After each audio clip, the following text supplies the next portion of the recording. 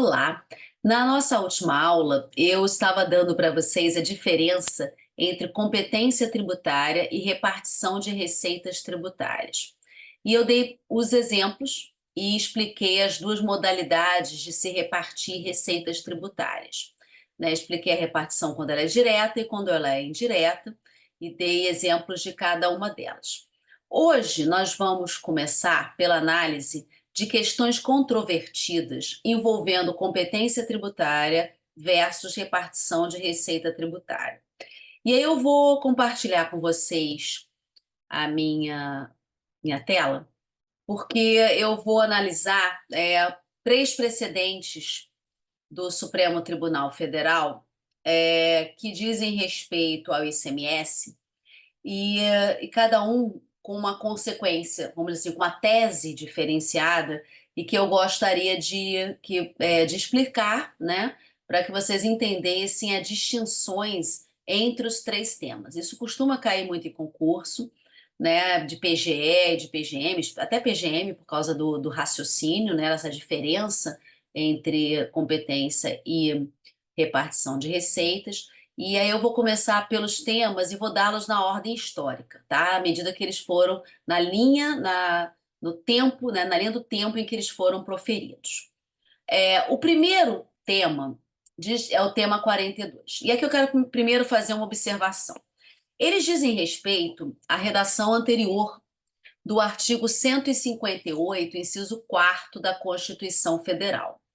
Esse artigo, ele trata da repartição do ICMS, que foi o exemplo que eu dei na aula passada, no sentido de que 25% do que foi arrecadado a título do ICMS é repartido com os municípios. E o inciso 4 estabelece a forma de repartição, né? Hoje, esse artigo 158, inciso 4, ele teve a sua redação alterada pela emenda constitucional 132 de 23, que foi a da reforma tributária, porque hoje esse inciso 4 tem duas alíneas. A linha A trata do ICMS e a linha B trata da repartição do IBS. Tá? Então, eu tenho hoje duas alíneas, porque houve a instituição, a previsão, né, do IBS. Tá? Mas aqui, obviamente, foi na redação originária, e os três precedentes só dizem respeito ao imposto estadual ICMS, ok? Na redação originária desse inciso. Qual é a discussão aqui? Vocês se lembram que eu expliquei que a competência tributária é do Estado, mas eu tenho dois titulares da arrecadação. Eu tenho o Estado e eu tenho o município. 25% dos municípios, 75% fica com o Estado. Qual é a discussão do tema 42? Foi um precedente que veio, né, de Santa Catarina, desse programa, que é o PRODEC, que dizia respeito a uma moratória. Moratória, ela é uma prorrogação do prazo de pagamento do tributo, né? Moratória, num conceito genérico, é isso. Quando você prorroga o prazo para cumprimento de uma obrigação tributária, você está fazendo uma moratória. E só que é uma moratória que envolvia também um incentivo fiscal. Quando a gente vê essa terminologia incentivo fiscal, geralmente é sempre para estimular um determinado setor. Então, qual era a ideia desse programa, né? E vocês vão perceber que os temas são casuísticos, né? Pelo menos dois deles são bem casuísticos. Eles dizem respeito a programas específicos. Qual era a ideia aqui?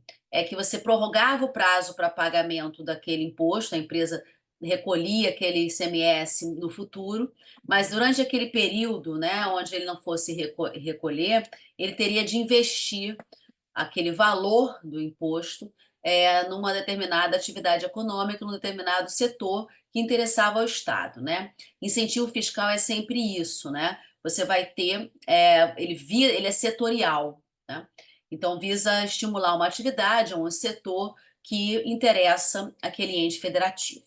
Então era uma prorrogação de prazo, era uma moratória, mas que envolvia também o incentivo fiscal. Qual é a grande questão aqui? E vocês vão perceber que durante muitos anos havia uma discussão, uma divergência entre como interpretar os temas, porque eles parecem contraditórios. Então, o que se entendeu, né, de que o que identifica e caracteriza esse tema 42 é porque o programa, como é que funcionava? O Estado contabilizava aquela entrada daquele ICMS, mesmo que como receita, mesmo que o dinheiro não tivesse entrado. É como se ele tivesse entrado e saído. Tivesse entrado, ele era contabilizado como receita e saído como incentivo. Tá? Então, o dinheiro em si, monetariamente, não ingressava nos cofres públicos. O ingresso era feito meramente para fins contábeis. Então, você orçamentariamente ele era considerado como receita, é como se houvesse entrada e saída, né? Ele entra e sai para aquele setor como incentivo. Só que o recurso em si, o dinheiro em si, não tinha ingressado nos cofres públicos. Ele só ingressaria efetivamente muito tempo depois. Só que os municípios, eles defenderam, com base na redação do 158, que diz o seguinte: pertencem aos municípios, que dá a ideia de que eles são titulares da arrecadação, que é o que eu tenho explicado, e reforçado que isso é importante para todas as discussões, pertencem, eles são titulares de parcela da arrecadação. Então, o que os municípios defenderam? Que na hora em que aquela verba entrou como receita, o Estado tem que repartir com os municípios. Qual era a defesa dos estados? Que eles não tinham recebido ainda o recurso. Quando o recurso ingressasse, eles repartiriam. Então, vocês vejam que aqui é uma briga entre os dois entes federativos, né? Os municípios, como titulares de parcela da arrecadação, disseram: não, esse recurso é meu. Você não pode fazer um incentivo fiscal com a parte do recurso que me cabe. Se você quiser fazer o incentivo fiscal com os 75% que ficam com vocês, maravilhoso, mas os 25% são meus. Se eles são meus, se eu sou titular da arrecadação, se você colocou no seu orçamento, se você contabilizou aquilo como receita, você tem que me transferir. E os estados disseram: não, eu sou competente, o ICMS é um tributo estadual, você é titular da arrecadação, mas só que eu não arrecadei ainda nada, eu não recebi ainda o dinheiro, e nesse caso, quando eu receber, eu reparto. Qual foi o entendimento do tema 42? A tese está no slide para facilitar o entendimento e eu vou explicar. A retenção da parcela do ICMS constitucionalmente devida aos municípios, a pretexto de concessão de incentivos fiscais, vocês vejam que aqui a hipótese é exatamente incentivos fiscais, configura indevida interferência do Estado no sistema constitucional de repartição de receitas tributárias. Vocês devem se lembrar que eu disse na aula passada que repartição e competência são matérias constitucionais. Por quê? Porque elas estão ligadas à ideia de federação, né? Para um ente gozar de efetiva autonomia, ele precisa ter receita para que ele possa exercitar, para que ele possa cumprir as suas atribuições constitucionais. Né? A autonomia do ente federativo passa por uma autonomia política, uma autonomia financeira, uma autonomia gerencial, né? Então, administrativo. Então, os municípios, o que eles entenderam? Que se aquilo entrou como foi contabilizado como receita, o Estado, no momento em que estava dizendo que só ia repassar quando o dinheiro efetivamente entrasse nos cofres, ele estaria fazendo uma retenção indevida, sob o pretexto de conceder incentivos fiscais. Por isso que a tese é retenção da parcela. Se você contabilizou como receita, você tem que repartir. Você não vai poder, sob a justificativa de eu estar concedendo um incentivo fiscal, sob a justificativa do dinheiro não ter efetivamente entrado, porque eu resolvi dar um incentivo para um setor, reter na fonte, reter aquele recurso, porque esse recurso pertence aos municípios. E aí a tese diz: interferência do Estado no sistema constitucional de repartição de receitas tributárias, reforçando o que eu disse, sistema constitucional de repartição de receitas. Aqueles municípios contam com aquela receita. Eles têm as receitas próprias, os tributos municipais, e têm as receitas transferidas, né? Aquilo faz parte, né, da previsão orçamentária daquele ente, ainda que seja uma previsão. Ok? Então, esse é o fundamento do tema 42. Saiu uma súmula vinculante, que é a número 30. Só que, se vocês forem ver as súmulas vinculantes do Supremo, a única súmula vinculante suspensa é essa. A tese, vamos dizer assim, o texto da súmula vinculante era praticamente a tese. Só que o Supremo Tribunal Federal entendeu que tinha vários casos que eles ainda teriam de examinar, e eles acabaram examinando em outros temas, que tratavam de hipóteses diferentes, porque aqui era uma moratória com incentivo fiscal. Mas às vezes você tem outros benefícios fiscais, isenções sem contrapartida, né? Então, dações e pagamentos, compensações tributárias. E aí, como é que funciona isso? Como é que vai funcionar? A relação entre o ente que tem a competência, que é o Estado, e o titular da arrecadação, que é o município, né? Então, a súmula vinculante foi suspensa. Até hoje está suspensa. O que aconteceu foi que o Supremo julgou outros temas com repercussão geral, de uma forma, a meu ver, casuística, tá? E acabou que não sumulou. Na verdade, são muitas hipóteses, né? E aí, cada caso que vai chegando, ele vai reconhecendo ou não repercussão geral, ou vai julgando por ADI, ADPF, né, as questões, porque tem a ver com federação, e aí eles vão examinando programa por programa, legislação por legislação. Essa é que é a grande verdade. Eu tenho vários precedentes, eu escolhi os principais, até porque, como eu disse, essa é uma matéria mais de financeira do que tributária. O que eu quero só destacar é a relação entre competência e titular da arrecadação. Como a banca do concurso é a mesma, esse é um tema que cai muito, porque ele envolve tributário, que é competência, e financeiro, que é a repartição de receitas. Então, é aquele tipo de tema que é, é muito passível de cair no concurso para uma banca que é comum, ok?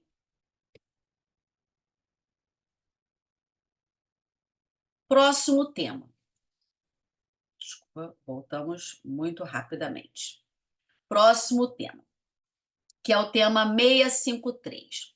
O segundo tema já tratou de uma repartição que é indireta, que eu também mencionei na aula passada, que é a que está prevista no artigo 159, inciso 1, letra B da Constituição Federal, que trata do IPI, do Imposto de Renda. Vocês se lembram que eu disse que esses são impostos que tem uma parcela que é repartida mediante fundos de participação do município, a linha B do município, que é a FPM, a alíquota, o percentual é de 22,5%, e você tem também a dos estados.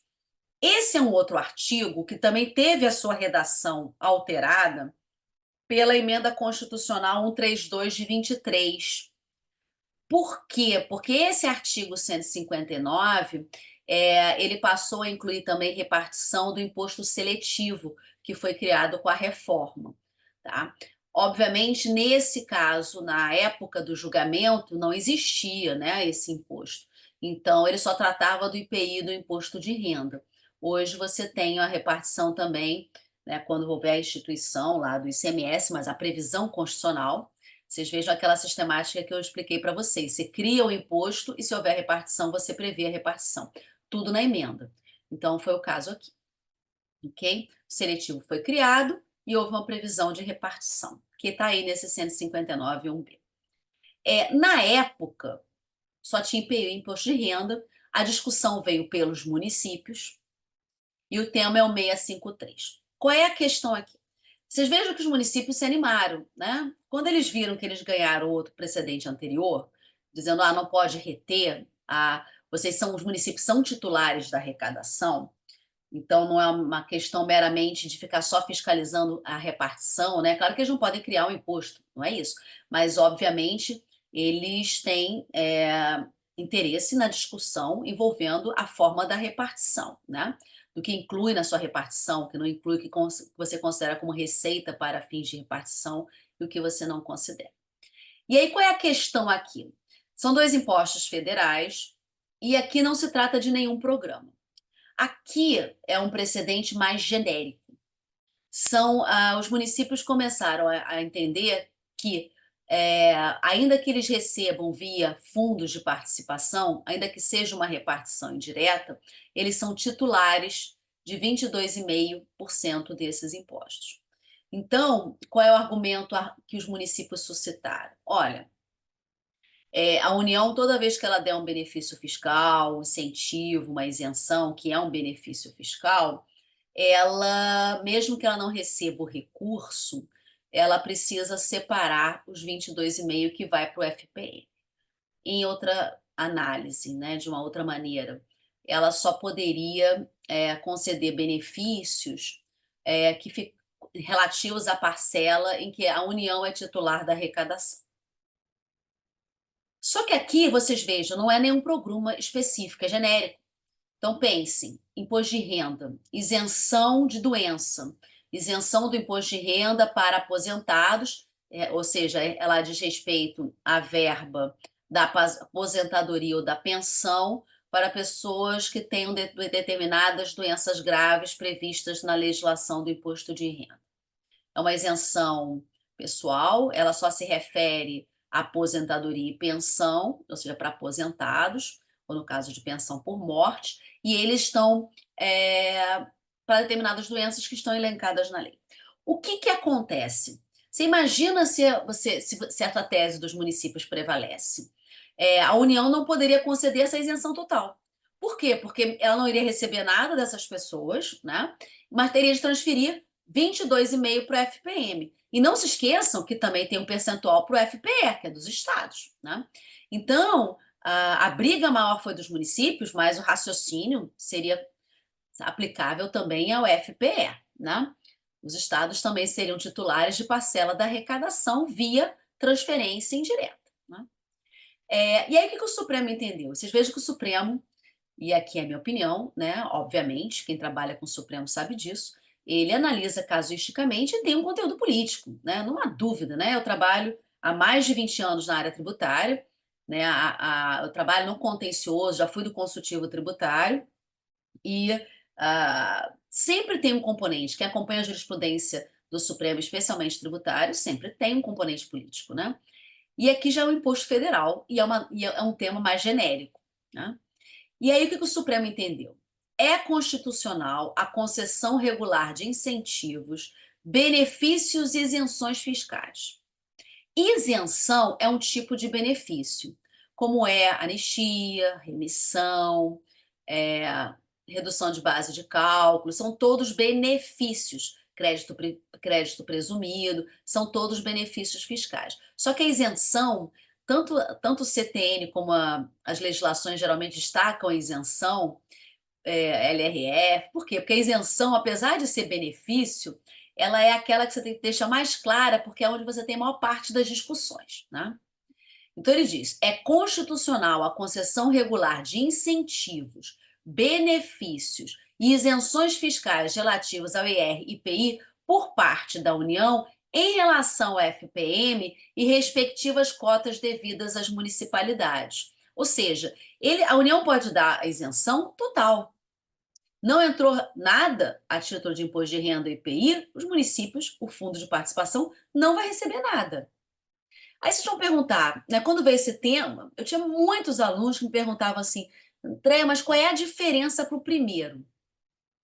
Por que no primeiro ele disse que era retenção indevida e os municípios ganharam e esse eles não consideraram inconstitucional? Porque aqui, qual é a ideia? É que esses benefícios tenham sido concedidos antes da arrecadação, né? Aqueles valores não entraram em receita em nenhum momento. No primeiro precedente, eles foram contabilizados como receita. Nesse precedente, aquilo nunca entrou nos cofres, nunca a União efetivamente contabilizou aquilo como receita. Então, não é caso de retenção. Vocês percebem a diferença das teses? Lá é retenção. Retenção não pode fazer. Aqui é uma hipótese onde é como se você estivesse limitando o exercício da competência tributária da União. A União, ela tem a competência tributária e concessões de incentivos e benefícios fiscais faz parte da competência tributária. Ela cria o tributo e ela desonera, né? Então, faz parte da competência. Os municípios não têm competência. Então, se não entrou recurso nenhum, vocês vejam que aqui é receitas transferidas. Se você não contabilizou como receita, se aquilo não entrou de forma direta ou indireta como receita, não tem o que repartir. Então, esse é o fundamento desse segundo tema. O terceiro tema é o mesmo inciso. Vocês vejam que os três temas são do 158, inciso 4 da Constituição Federal, todos tratam do ICMS. O terceiro tema é o 1172, esse é o mais recente, que trata de dois programas específicos. Você veja que o primeiro é o PRODEC, esses também são dois programas específicos. Programa Fomentar e o Produzir do Estado de Goiás.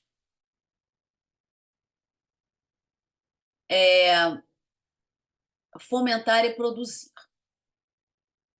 Nesse caso aqui, eu vou ler a tese, porque aí ela já explicita qual é a situação. Ele diz: os programas de ferimento ou postergação de pagamento de ICMS, e aqui não entra em nenhum momento como receita. Eu simplesmente estou prorrogando, não tem nada de incentivo fiscal. Simplesmente você prorroga o diferimento ou posterga o pagamento do ICMS. Não violam o sistema constitucional de repartição de receitas tributárias previsto no artigo 158.4, desde que preservado o repasse da parcela pertencente aos municípios quando do efetivo ingresso do tributo nos cofres públicos estaduais. Ou seja, se o Estado não contabiliza como receita, se o Estado simplesmente prorroga, posterga o pagamento do ICMS, como se fosse uma moratória, né? E ele pode fazer, está dentro da competência tributária dele. O que vai acontecer? Ele precisa, no entanto, na hora em que aquele valor entrar, ingressar nos cofres públicos, repartir e dar a parcela dos municípios. Então, assim, resumidamente, tá? Eu citei três para esse temas. Tá? Existem outros programas, mas eu citei esses três que, a meu ver, foram os três julgados, né? Com repercussão geral, já julgados no mérito. O que acontece? Qual é a grande questão? O que você não pode, o que o Supremo vedou, é que o Estado retenha a parcela dos municípios a qualquer título. E aqui só para vocês, só complementar o raciocínio. A própria Constituição Federal, ela traz essa vedação de retenção de receitas transferidas, tributárias transferidas, no artigo 160. Existem algumas exceções constitucionais? Existem, mas a regra geral é que você não pode fazer retenções. Por isso que o primeiro tema, ele fala de retenção. O artigo 160 da Constituição Federal diz: é vedada a retenção ou qualquer restrição à entrega e ao emprego dos recursos atribuídos nesta seção aos estados, ao Distrito Federal e aos municípios.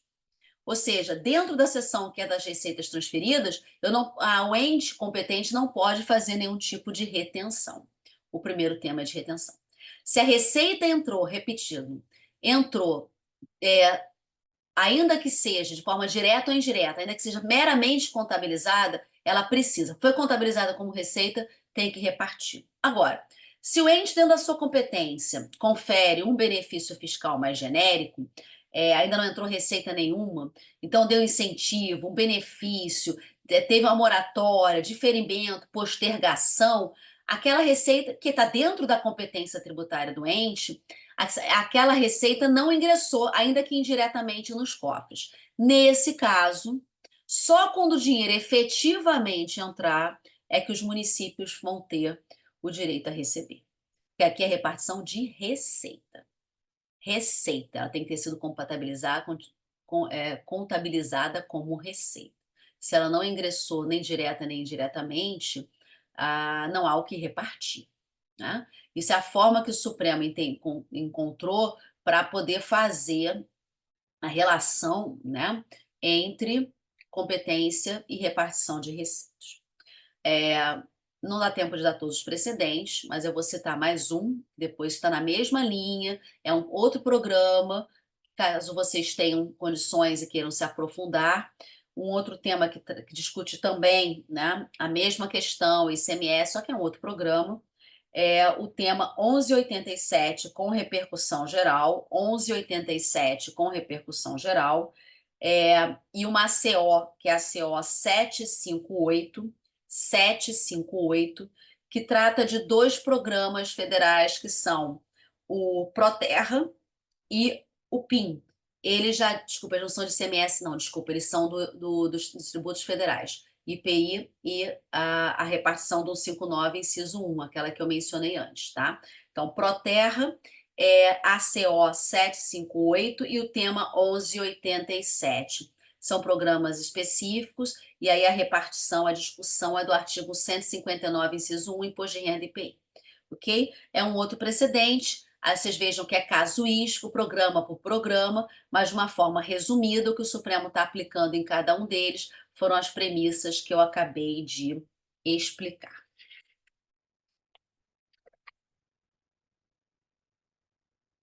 Uma outra discussão, essa é uma discussão que eu acho que é excelente para a PGM e PGE.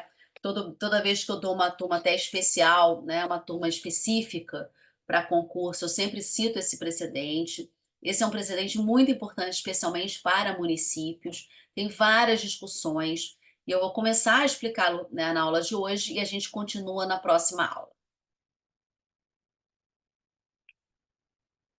São dois artigos que também tratam de repartições. São repartições diretas, estão no artigo 1571 e 1581. Trata do imposto de renda, só que o retido na fonte. Essa é diferente daquele 1591. Né? Como é que funciona o imposto de renda? A União vai receber o total da arrecadação, ele vai abater esses do 157, 158, que são receitas, né, dos estados e municípios, repartições diretas. O que sobrar, eles vão repartir com base no 159.1, que é a repartição indireta via fundos de participação. Tá? Então, o imposto de renda tem essa peculiaridade. Eu tenho um 57 e um 58, que são repartições diretas, e o 591, que é repartição que é indireta. Você abate esse da arrecadação e depois você reparte o resto via fundos de participação. Eu vou ler com vocês o artigo 157, e hoje eu acho que só vai dar para eu começar, né? Não vai dar para eu analisar tudo, mas eu quero explicar e a gente continua a análise na próxima aula. O que diz o artigo 1571, redação do 158 é igual? 1571. Pertence aos estados e ao Distrito Federal. 1. O produto da arrecadação do imposto da União sobre a renda e proventos de qualquer natureza, incidente na fonte, sobre rendimentos pagos a qualquer título, e a discussão aqui é isso, pagos a qualquer título, por eles, suas autarquias e fundações. Então, ente federativo, autarquias e fundações, que instituem e mantiverem. O exemplo clássico de aplicação desse inciso sempre foi o pagamento efetuado a servidores públicos.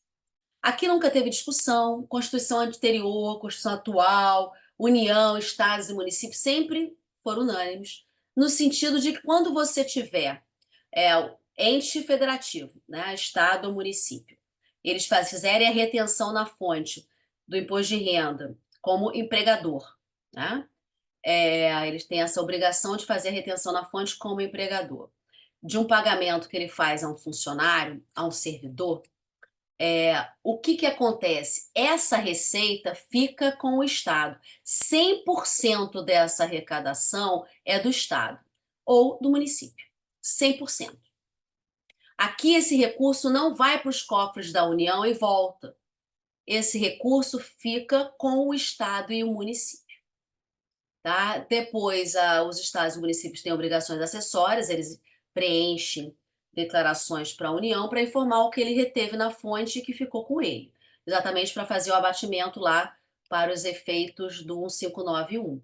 Mas aqui essa receita não passa pelos cofres federais, Ficou claro? 100% da receita fica com os estados e municípios. Aqui nunca teve discussão. O problema surgiu, e é o que eu vou dar na próxima aula, que está no slide, quando você faz pagamento a pessoas físicas ou jurídicas não enquadradas como servidores ou empregados públicos, quando você tem contratação de bens ou serviços. Você terceiriza, por exemplo, você vai contratar, terceirização também, mas aqui, vamos dizer assim, envolve também contratação de bens, aquisição de bens, ou quando você contrata a prestação de um serviço. E aí você vai fazer o pagamento, é um pagamento efetuado pelo ente federativo, e a questão é se saber quem é o titular da arrecadação, de 100% dessa arrecadação. Na próxima aula, eu vou continuar, né, analisando esse ponto, explorando as decisões do Supremo Tribunal Federal e explicando as discussões que existem sobre esses artigos. Então, até a nossa próxima aula.